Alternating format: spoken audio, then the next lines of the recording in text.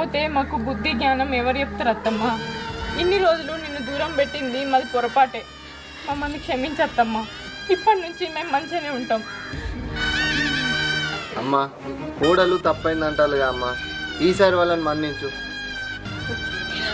అవునత్తమ్మ, అందరం కలిసే ఉందాం. ఇంట్లో పోదాం.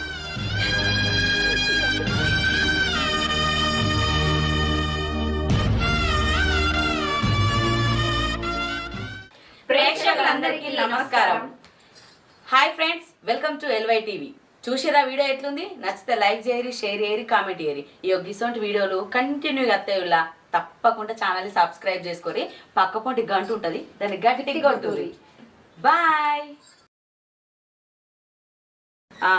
చూసి రావులా, ఇది కొత్త ఛానల్, అందరూ సపోర్ట్ చెయ్యి. ఛానల్ పేరు అయితే యాదుకుంది కదా, ఎల్వై టీవీ.